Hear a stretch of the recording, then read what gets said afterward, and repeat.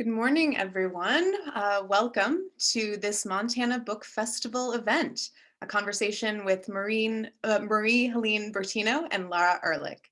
My name is Lauren Korn. I'm the director of the Montana Book Festival. Thank you for joining us today, and thank you to our Collector's Edition sponsor, Whitefish Review, for supporting us, and in doing so, supporting contemporary literature in the American West.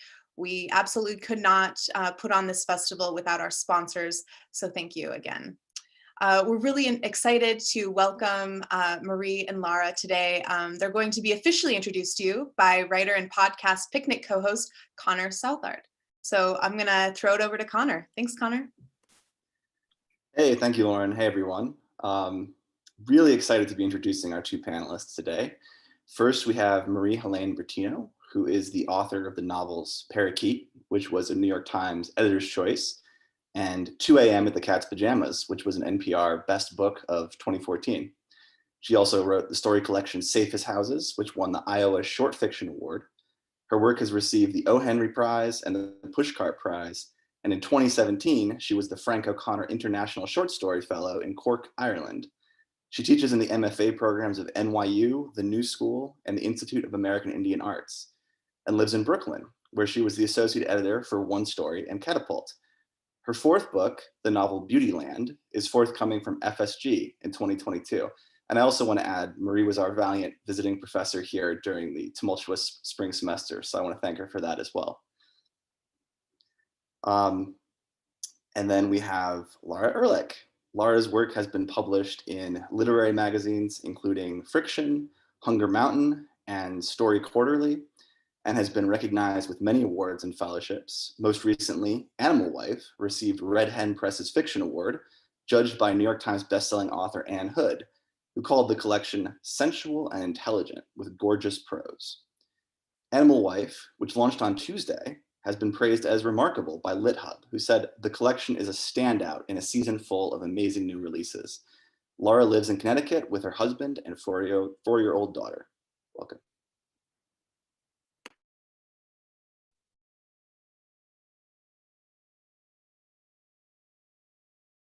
Thank you, Connor. Thank you, Connor, and thank you to Montana Book Festival for having us. I'm really excited to be here with you, Marie, especially since, as you know, I took your course through Tin House and have just been a fan of yours ever since. So this is really exciting. I know, I feel exactly the same, especially after reading Animal Wife. I'm super excited to talk about transmogrification and all the different ways we can push against being women and our the class that you mentioned is Eternal Sunshine of the Spotless Story. And in that class, we talked a lot about messing around with the laws of physics and time. So it was a rare treat to read your collection and get to see how you did those things and how you were already in conversation with those concepts. So it was a treat. I'm so happy to be here with you. Thank you. No, I feel the same. And I have to say, I read Parakeet, and I will hold up the beautiful Parakeet in almost one sitting, except to, eat dinner the other night. And it is, as you say, full of the same sorts of themes of shifting time and place, and the way that we can use form and story to draw out the inner and psychological turmoil of characters through form. So I'm really excited to talk with you about that, particularly elevators that only open to one floor and women who awake as their own mothers, and all of these great transmogrifications, that's a hard word to say, that we can pull out of each other's work. So let me ask you first, let's talk about transmogrification, and then I'd love to hear a little bit of Parakeet. But can you tell me, so in our earlier conversation, we talked about how you get asked frequently about birds. And so I won't ask you about birds, but I will ask you to tell me a little bit just about the book in general. So tell me a synopsis of the book, and then the role that birds play in the book. Sure. I won't ask you to explain birds. But... Sure. Well, I don't know that I could explain birds in a way that wouldn't be insulting to birds and anyone listening. But I will say, and it's funny because that I do get what's the deal with birds a lot. So I actually had to ask myself, what is my deal with birds and animals and stories? And I was just visiting my mother, who lives in a bird sanctuary, next to a bird sanctuary in an area around Cape May, New Jersey. And I realized, and she lives in the house that my grandparents built. So I've been going down there to the bay there for my entire life. And we've had the house for 60 years. And birds there are so utterly present. You're constantly aware of them, and you're constantly mentioning them, noticing them. And I realized that I just spent my whole life observing them. Even while I was there, we saw an osprey, and we have 2 little dogs. So we're worried about hawks and birds of prey, which are down there, eagles and falcons and things. And so the osprey was the thing that happened the entire day. I mean, we were watching that thing for hours and hours as it just stood there surveying. So, when it came time to write Parakeet, which is about a bride on the eve of her wedding day, it was actually a very natural thing to have a bird be the agent of plot and the agent of happenstance. To have her grandmother come to visit her in the form of a bird personally made sense to me because it was my grandmother's house where I was first made aware of these creatures that fly. And so I think that I am in such awe of birds. And so it made sense that they were constantly flitting in and out of the periphery of understanding in Parakeet and in my other stories too. Yeah.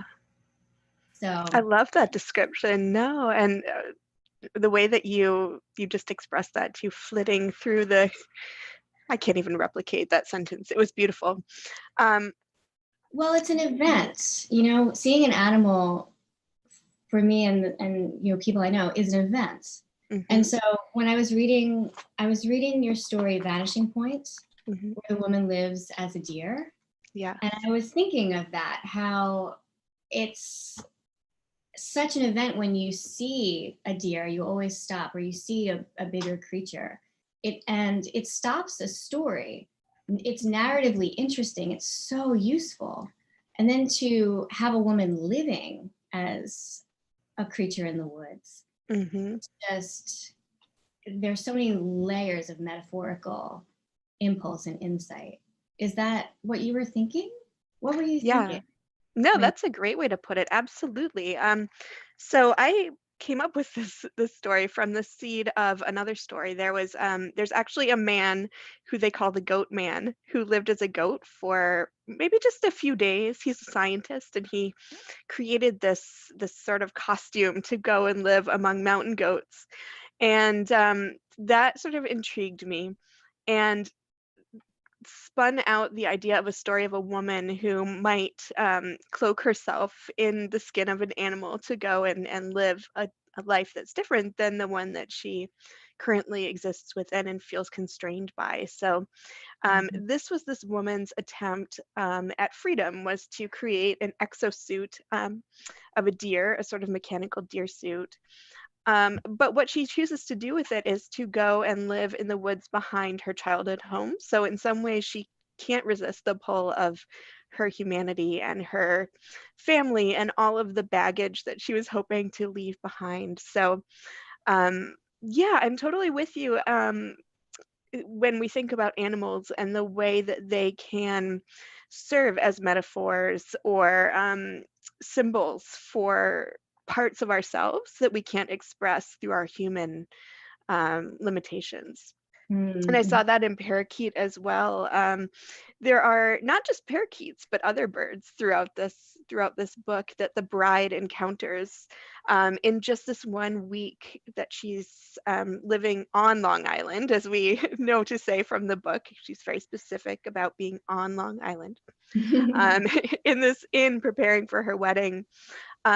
And I love the sense too that, I guess, like the woman in The Vanishing Point and many of the other stories in my book, your bride is trapped both psychologically within this transition period where she's transitioning from individual to wife, but also trapped in this in a sense, in that, as I said before, the elevators won't open on the floor that she wants them to. And there's this great line you had toward the end here where oh yeah, panic slips through me as we reach the front door that on any other night I'd assume would lead outside. I worry this wedding will not let me pass, that she's trapped within so many layers of the world that she's really projecting. um, so I know I just sort of said a bunch of stuff, but I'd love to hear you talk a little bit about that, about being trapped, and then maybe you could read us a little bit from Parakeets. Yeah, absolutely. And so this makes me think of transmogrification and what maybe some of these changes mean in our stories. So transmogrify is a word that I learned from Calvin and Hobbes, the comic strip where Calvin had a big cardboard box that he wrote transmogrifying machine on, and he would go in there and change into anything like robots, creatures, refrigerators, animals. I think the rule, the implied rule of the box is that he never knew what he would change into when he went in there. So he was always like utterly befuddled and confused as to whatever he would come out having changed into. And I was thinking about that when we were assigned to this panel, because I think that transmogrification is a way of escaping circumstance. So when you're talking about a character, specifically a woman perhaps, being trapped by societal conventions, being trapped a building, an elevator, a hallway, a door, and then, you know, the deeper ways that women can be trapped, that women of color can be trapped. In my stories, the reason I mess with the laws of physics is because it allows my characters to escape their circumstance. So Toni Morrison and Octavia Butler would talk about when they, you know, quote unquote, messed with the laws of physics, and people were like, you know, what you're writing is so speculative and odd. They would say, no, this is very matter of fact for us. This is us telling the truth. And that's how I see it too. So I kind of came around to the negative space of your very smart question, which is, you know, how does the function of being trapped work in the story? And I think it provides a portal so that my women who are normally like self-defeating women on the periphery of society's understanding, going through these moments of tremendous catharsis, normally at moments of great trauma.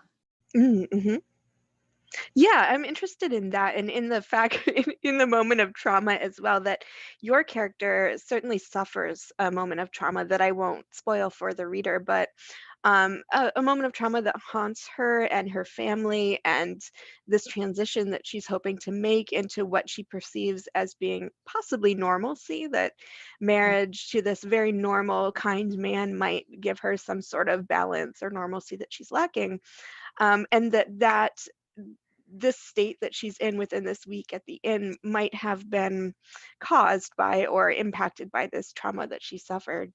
And that's something I think that I was thinking a lot about in the stories in my book, like Burn Rubber, where the woman becomes trapped in her car. So there's another instance of a woman being trapped by her surroundings.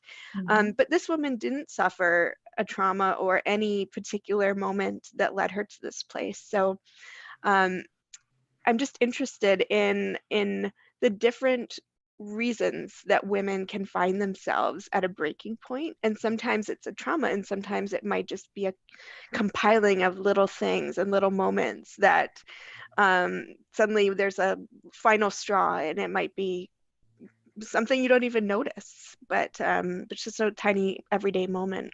And I think just I'm interested in whether people who are listening right now feel that currently. I know I, as a mother and an employee and a writer, am feeling like there's just this compounding of little stresses that sometimes make me feel at a breaking point. So I think whether it's trauma or everyday occurrences, there are a lot of reasons a woman might find herself trapped.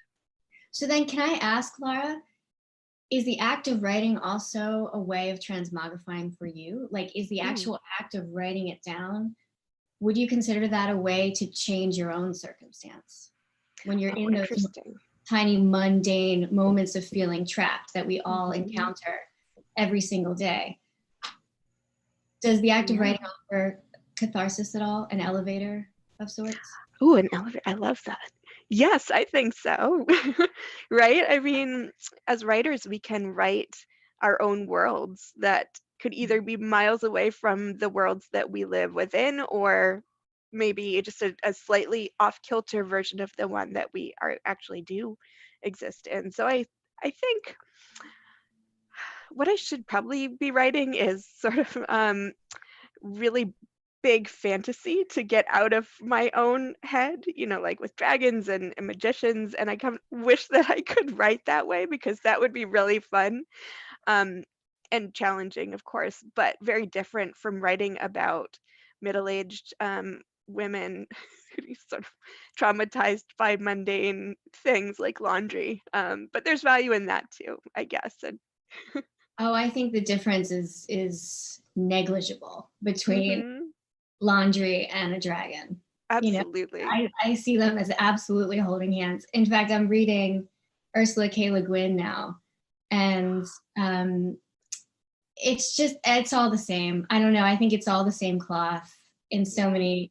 I don't believe in like so-called like this is domestic and this is not. I think that there's glimmers of the supernatural in everything. And then the uncanny. So many of your stories live in that world where it's not exactly impossible and it's not exactly possible. It's just like highly unlikely.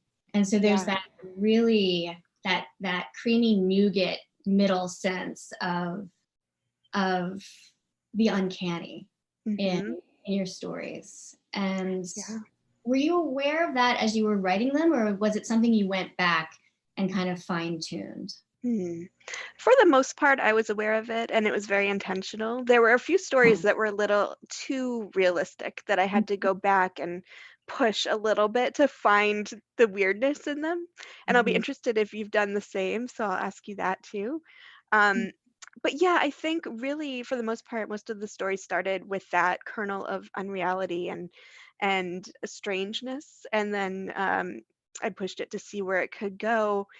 And often there's that tricky balance, I think, between intentional ambiguity and confusion, unintentional confusion.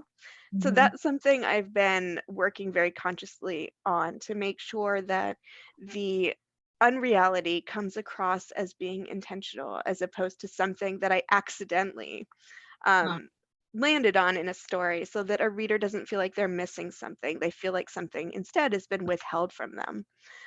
So I'm going to turn that question right back to you, that you actually do very similar work in Parakeet, I think, in moments that seem both totally unreal, but then you realize are actually, well, I won't even say that they are actually real, but other people perceive that unreality too. So then you wonder if this is a shared fantasy, or if it is reality. Like, for instance, the bride who wakes up as her mother one day and asks her sibling to meet her at the museum, and the sibling also sees her as her mother. So then you wonder, well, is she really her mother, or are the siblings existing together within this this space. So I'll turn it back to you. Were these sort of um, natural, or did you have to really dig in and build them out, these types of moments?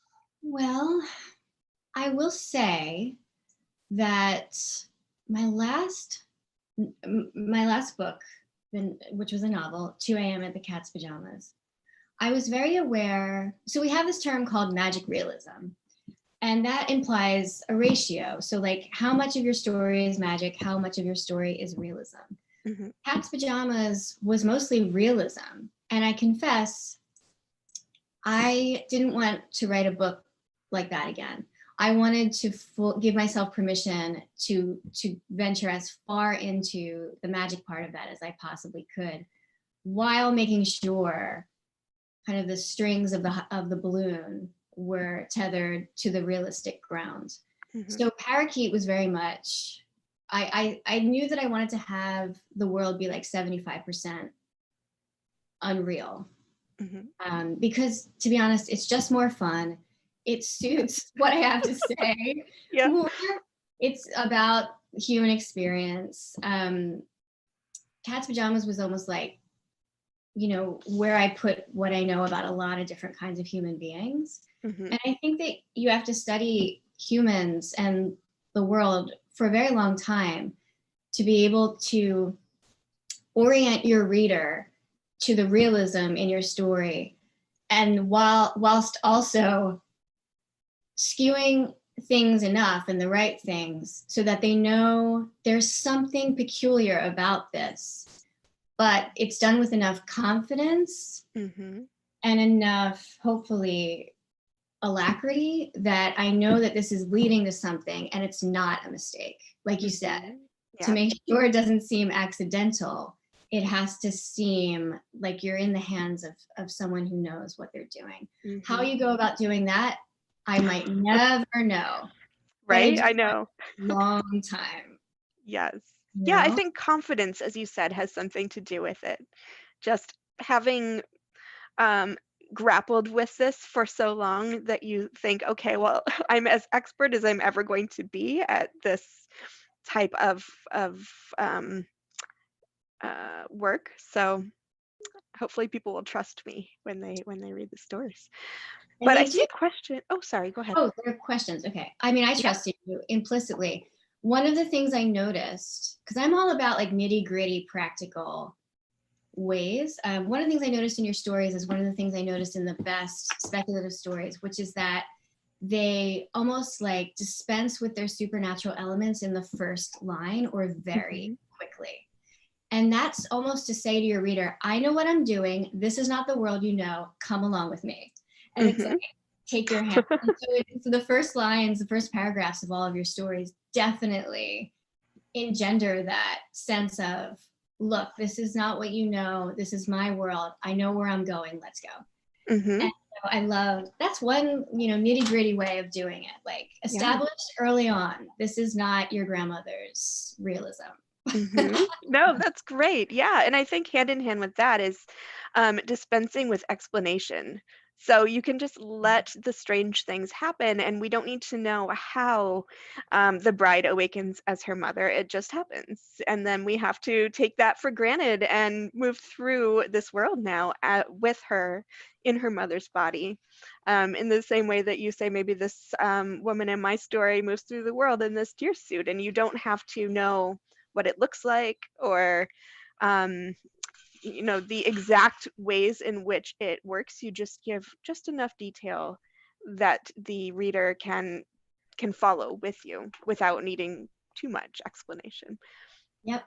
And to make sure that the reader or the viewer is asking the right questions, asking the questions that you want them to ask instead of the question of, I don't believe this. How is this happening? Right. I watched the movie Badlands for the first time last night. Have you seen this movie? It's Tarantino's first movie. Okay. It is it's actually aesthetically perfect. It's so beautiful. It's a very simple story. Young lovers killing people. That old trope. Yep. And I was marveling at how it doesn't explain. It just catches them at the beginning when they meet. and then they go on the spree. And I feel like as fiction writers, we can learn so much from that. No explanation. I'm not asking, why is Sissy Spacek so vapidly going along with her boyfriend's murder? I'm just like, yes, I can't wait to see what they do next. So anyway, you were saying that we have questions. Oh yeah, we have a question here from Connor. And this goes back to our transmogrification conversation. In a basic craft sense, is transmogrification a way to go on a narrative journey without moving very far locationally? And I think we touched on that, but let's dig into that a little bit more. And for you, I think this question popped up when we were talking about the bride being trapped within the inn, and maybe the woman who I think also is unnamed in Burn Rubber, who can't escape her car. So what do you think? Can it be used as a way to narratively go on a journey without moving very far locationally? Yeah, absolutely. Though that said, I'm working on a book that is a road trip with 2 women, essentially. And they are literally traveling while also having supernatural experiences, I would say. Oh, cool. So yeah, but I like that as a metaphor. To escape your trapped experience, you go through a change of identity and of metaphorical identity. Would you? Yeah. What do you think about that, Laura? Yeah. No, I think that's very true. Trying to think of an example here, but maybe one will come to me. But yeah, no, I think the attempt to transform into something else can definitely be a way to try to escape yourself or your locale. And I think it's really interesting to see the ways in which writers can do that. I think beyond you and me, there are probably a lot of others who I'm not thinking of right this moment who use transmogrification in that way. And actually, I'll pose a question to attendees if any of you can think of great stories or writers who do the same. I would love to know who they are so I can read them. And then let's talk about a different kind of transformation, which is the transformation of women from individuals to wives, or from individuals to mothers, the actual physical and spiritual transformations that we make throughout our lives, and how those can be these milestone points where we find a fractioning of our identities, or a shattering of our identities. And I think in your book, there's this great moment, and again, I don't want to give too much away, but during the reception, when the floor actually falls or cracks apart and the bride falls into it. So here was a moment of transition when the literal floor she's standing on splits under her feet and she drops through. So let's talk about those types of transitions and transformations. I would love to hear what you have to say about that, Laura, because I was reading some of, I know that you've tweeted a little about this with being a mother and the role that, how you have, I don't know exactly quite how to articulate it, how you've kept one thing intact as you move to a new understanding with your role in the world. So I'd love to hear you talk about that. Yeah, and I think that can go back a little bit to a question that you asked earlier on about whether writing can, whether I sometimes use writing to, how did you put it? Not to escape reality, but to escape the mundane. And I think writing has been a way, certainly, to grapple with this change in identity as I considered motherhood. And to write down truly worst case scenarios and different futures in which I saw women, many of whom were based on parts of me, but certainly, as you know, should not necessarily be read as the writer. But as I was considering motherhood, it was very much the fear really was losing myself and my identity in this new role. And so I wrote that, and that's where you see a lot of the women in the middle of the book, the middle stories in the book, really grappling with that loss of identity or the fear of loss of identity in ways that become externalized. So the internal fear becomes externalized through things like being trapped in a car, or having a monster chase you down a train platform. Really, yeah, I'm just really interested in the ways in which our psychological demons can become realized in place and in monsters and in the exterior world. So yeah. Yeah, this idea has been coming up a lot recently for me, not only in my work, in my personal life, as far as like fighting archetypes, fighting expectations, pushing against them. You know, we're in 2020, but I still feel very much that there are all these expectations placed on us. And when I think about, this came up very recently because to be a woman writing at a desk means sometimes to fight so many things just to get the space and time to be at that desk and to have the right amount of concentration. Yeah. And that can be, that actually involves so many things that I actually didn't even realize. Like, they're the obvious things, like those for whom you have obligation to nourish, your children, elders that you're taking care of, a parent who is sick, the obligations you have, but it's also like your history. If you have a history of abuse, if you come from a narrow-minded community that doesn't actually believe that women not only should write, but can write just as well as men, or shouldn't have tenure track positions, or when I say like that Toni Morrison and Octavia Butler were talking about escaping their circumstance, you know, I'm talking about like they had to dream themselves out of systemic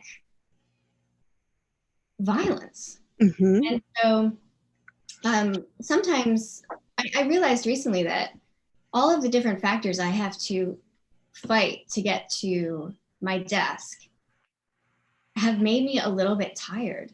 And I think that's why I don't like to explain myself.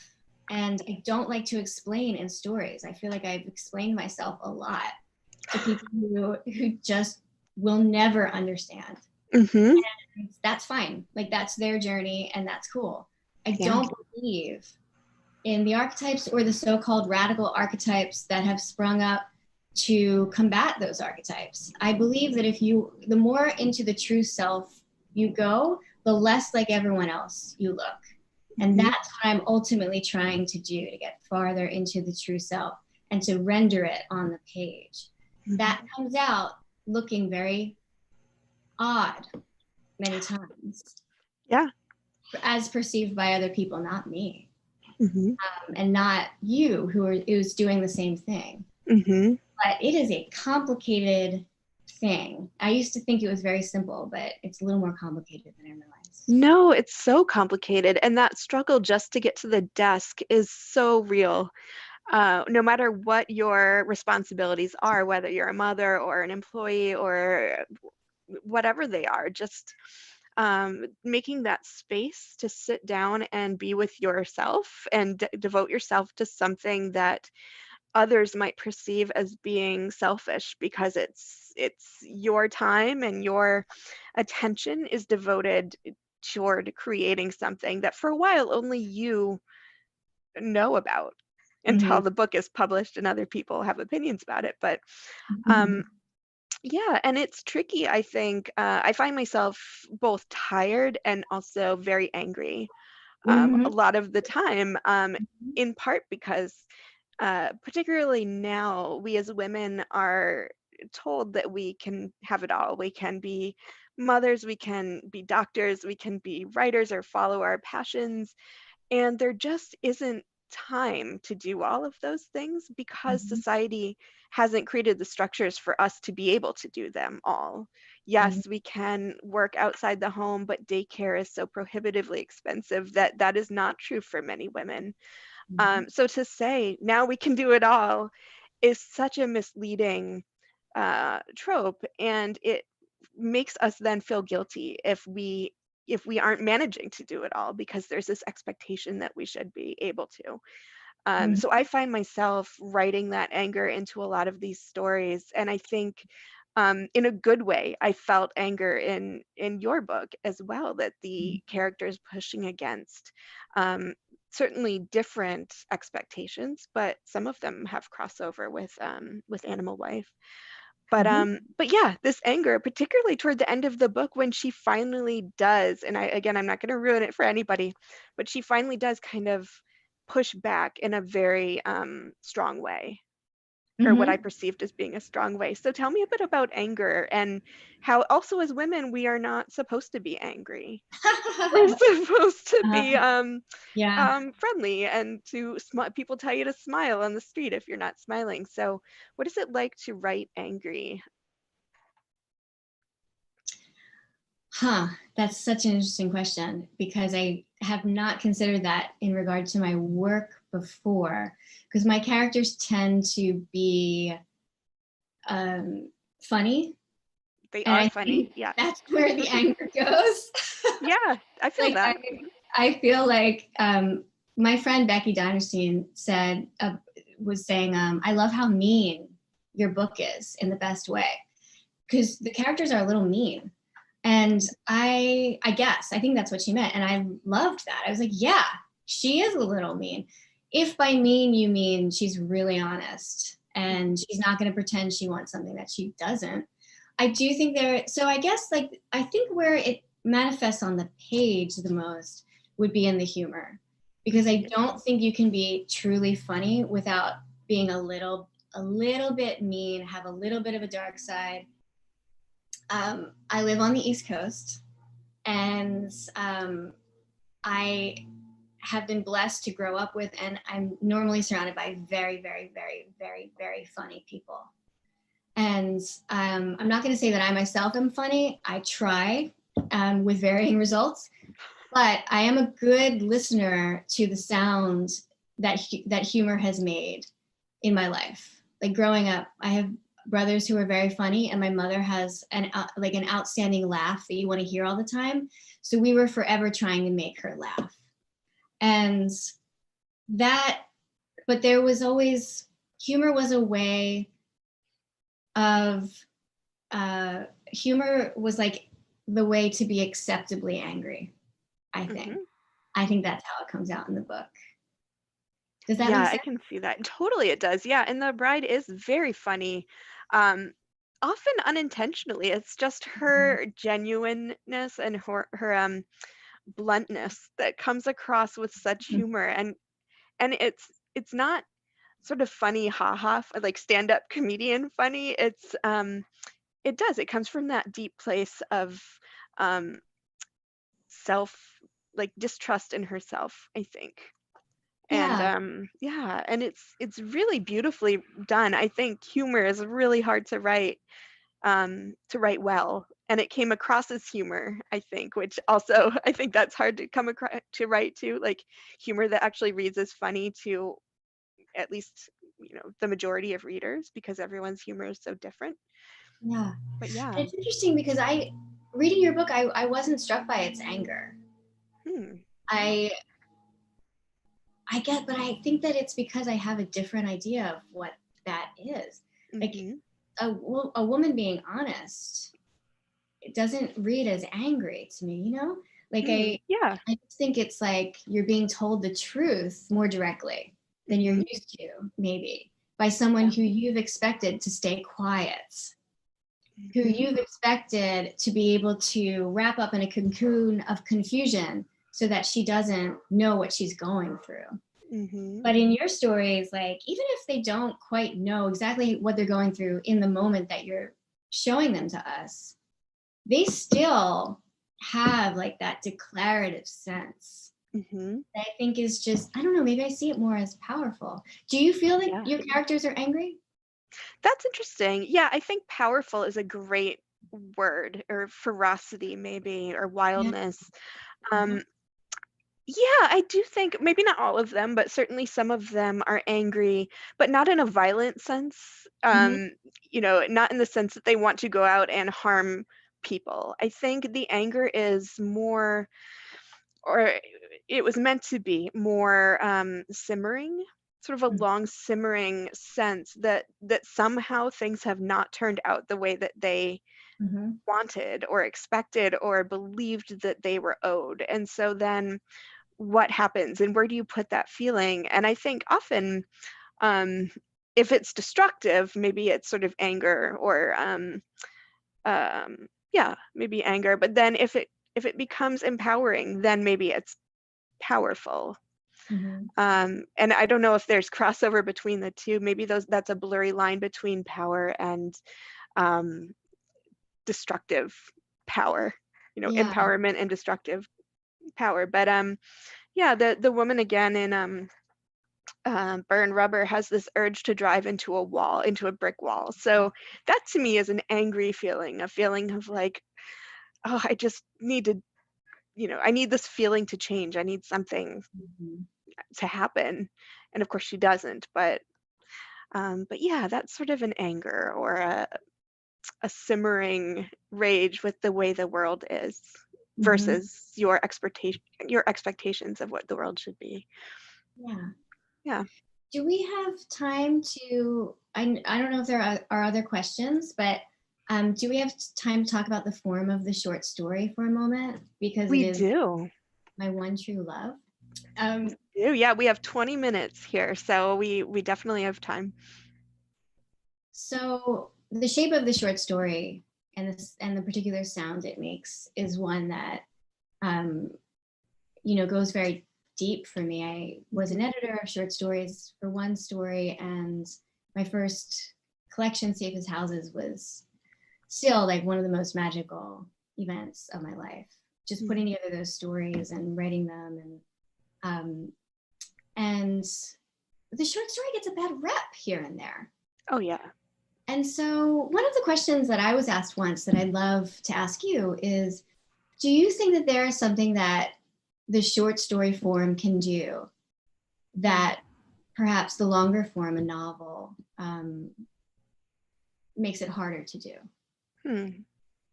My immediate thought, I think there are a lot of things that short stories can do or facilitate that a novel or a longer piece either can't, or it's just more difficult to replicate in a longer piece. But one thing is the compression of time. Obviously, because they're shorter stories, and even if we look at flash fiction and like ultra compression of time where you have a paragraph to work with or even a sentence like Lydia Davis's work, that I think is one of my favorite things about short stories, particularly flash fiction, is like how much of a story can I get into the smallest amount of space in a way that it feels still rich and as though there's more story that we just don't have access to. So like the tip of the iceberg. And I think that's a wonderful part of short stories, is that you can feel like you're getting the tip of that iceberg and that there might be a whole novel underneath it, but that you don't need to read it because all you need is that those like couple sentences or a couple pages or however long you've given yourself. So that I think is the first thing that comes to mind. How about you? I never understand why short stories aren't more popular, because they suit our attention span, our current attention span so well. You can read one in 15 minutes or 15, 20 minutes, and they're like bite-sized perfection. Stephen Millhauser actually wrote, smallness is the realm of perfection. He was talking about the short story, but I also took personal metaphorical joy in that statement too. Smallness is the realm of perfection. It's harder to make something perfect when it's on a smaller scale. And I do think that short stories, my favorite ones, they land on me more deeply than my favorite novels many times. Mm-hmm. I don't quite know why that is. I actually do know why that is. Well, I know the reason that George Saunders said it is. It's because scientists have studied if you tell a joke to someone, they have studied what happens to your brain when you're told a joke. And when you get to the punchline, the person who's listening automatically goes back through and recasts the joke and rates it for economy.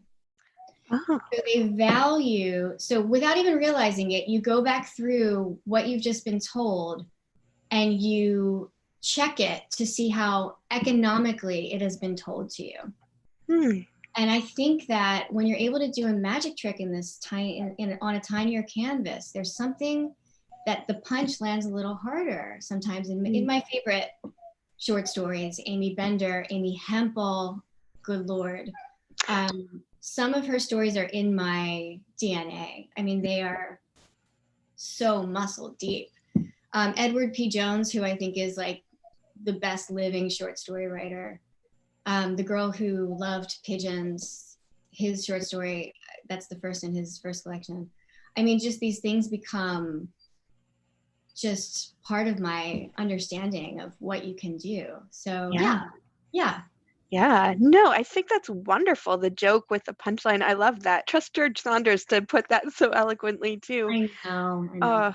But I love that sense of specificity and perfection of language too. And I notice I love when people ask me about language and prose, because so often, you don't really hear from people about, oh, I love the way you use words. People talk about plot and characters and themes, which are all also, of course, crucial and great to talk about. But Parakeet is just so beautiful. Like every sentence is so economical. Not that they are short, but that they use exactly the words that you need to be using in that sentence, and they work together. And I underlined half of this book just for sentences alone. So tell me a little bit just about your love of language and how you craft such beautiful sentences. What is your, not to get into like process, but what is your process of writing beautiful lines?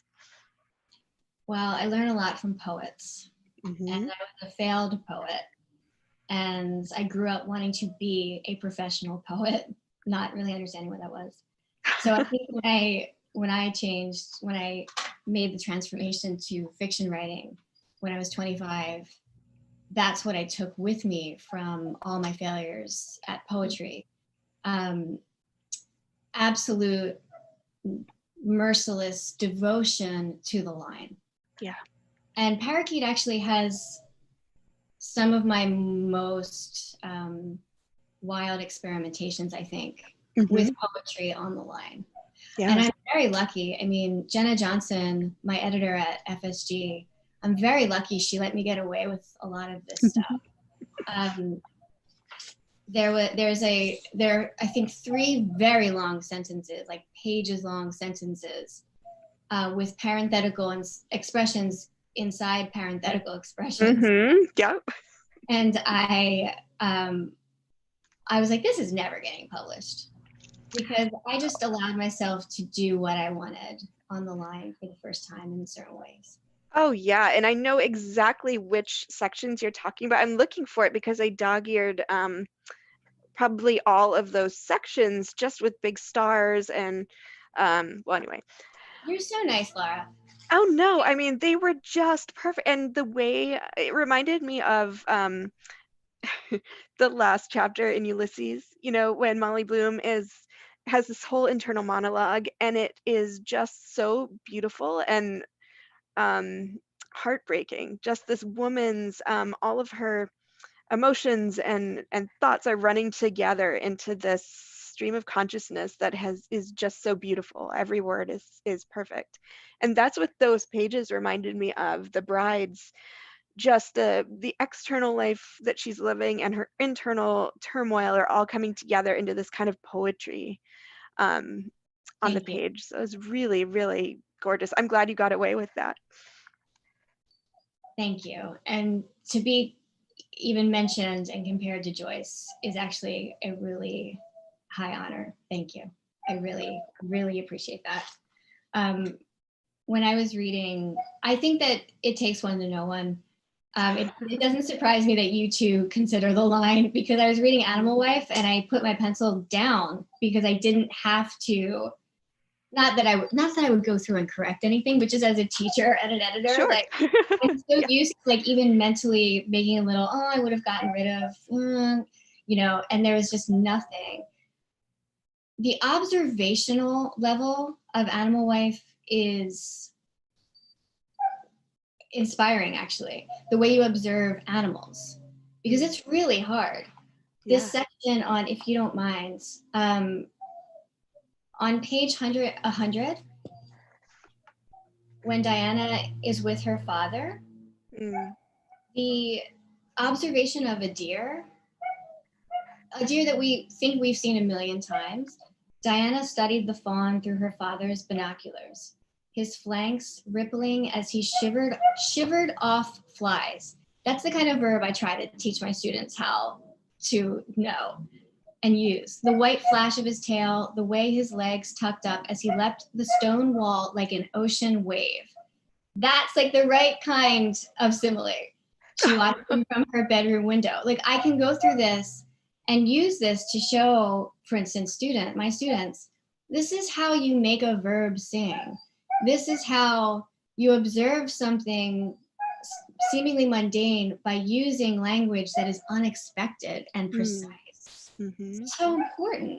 To do that with animals is doubly amazing, because I think it's hard to observe animals like that. Yeah, I think so too. And thank you.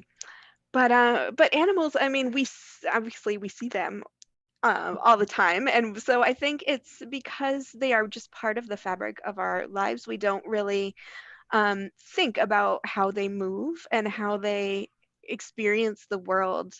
And to do that, I think is just really interesting, to sit and think, like, what would it actually feel like to be a deer, to like jump a stone wall?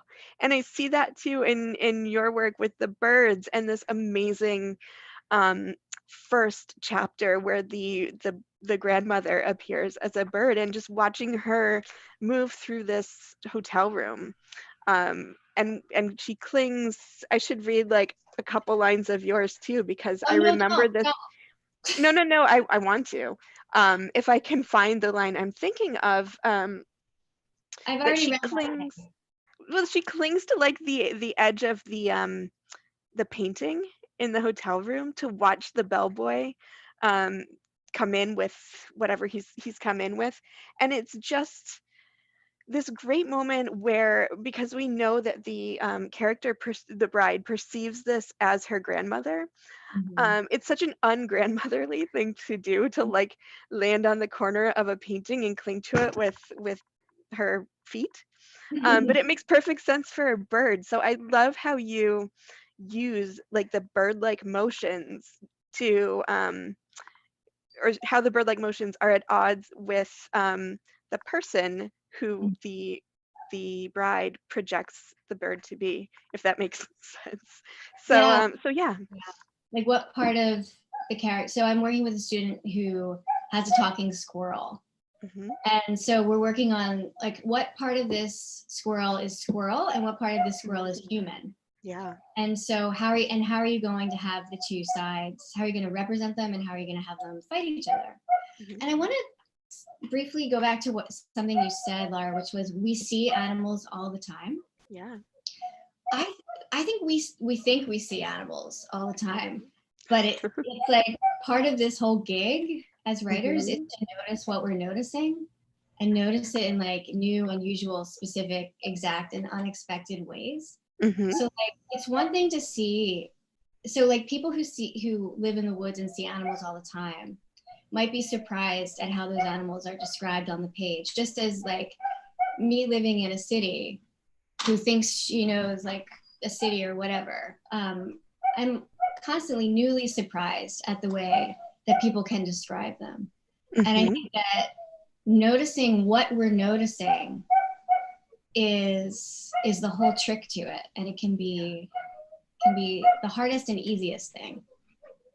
No, I think you're right. I remember an exercise that a poet taught in a class that I took, or a workshop I took once, and she had an apple in her bag, and she just put it on the table and said, now describe this apple, but in a new way.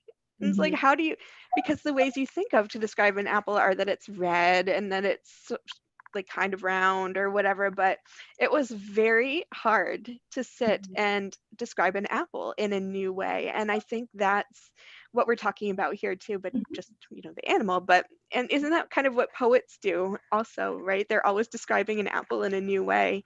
And that's why we love the language they use and the verbs and the efficiency of language. Yeah, I'm right with you. I love poetry. I have never written it myself because I think it's even harder than, you know, we're talking about how short stories are hard to write, but poetry, oh my God.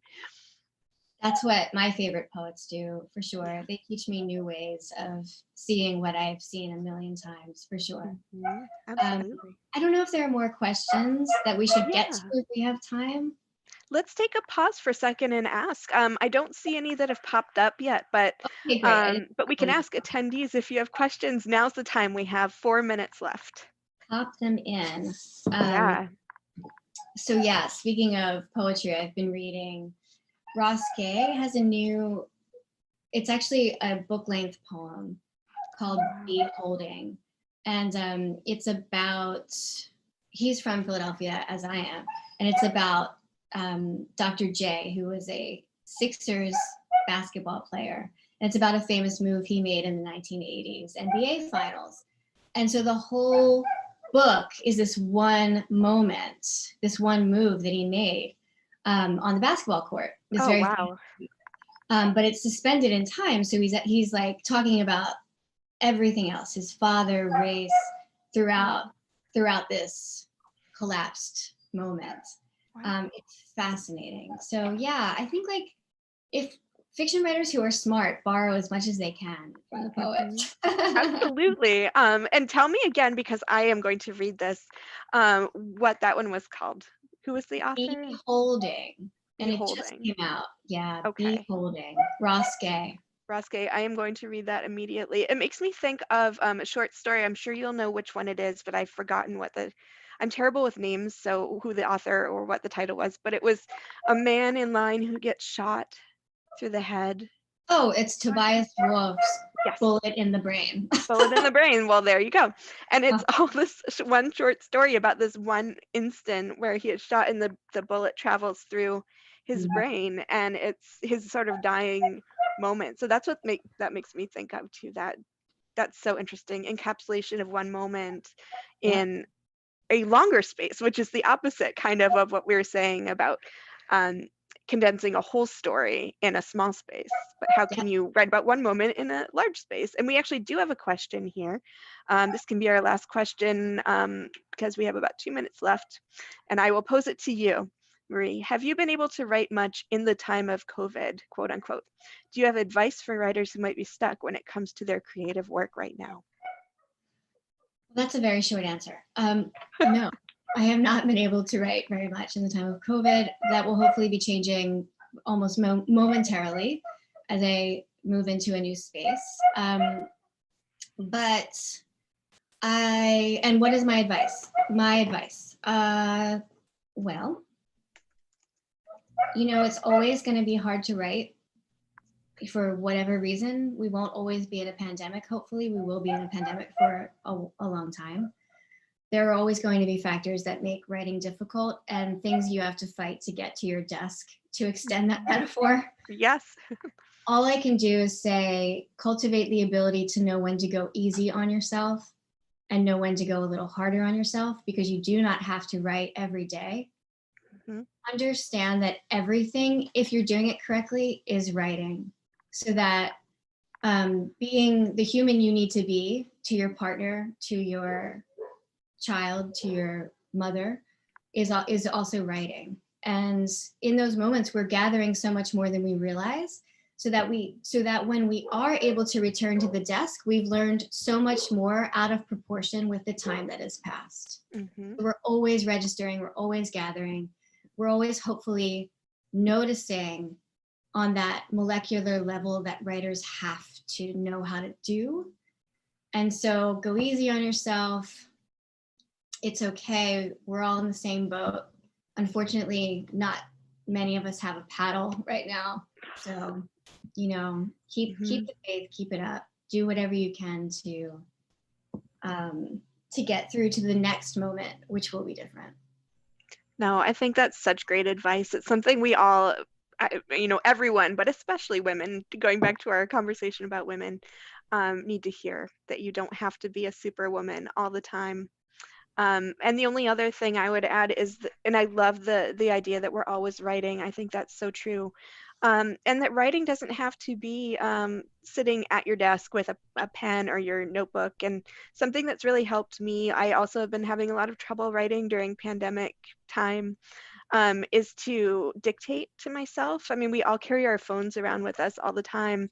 So I'll take a walk and be outside, which is also something that I found helpful during COVID, and just talk to myself pretty much. And if I just start, by the end, at least I have a kernel of something that I can bring back to the computer and feel like I've accomplished something, even if it's just a few sentences or an idea for how to write something later. But yeah, that's part of being gentle on yourself too, that it doesn't necessarily mean you need to sit at a desk for 10 hours and write a manuscript. So Absolutely. So actually we are out of time, but I see here that there is a code to, and I'll put that to Lauren here, if you wanted to share that with everybody or not. Oh, sure. Yeah. One of our attendees today is a representative or a creative behind Plotter, which is a book organizing platform. If you would like to use the software, you can use the code MBF and get 20% off right now, which is wonderful. So that was just a shout out to one of our sponsors. And thank you both so much for this really wonderful conversation.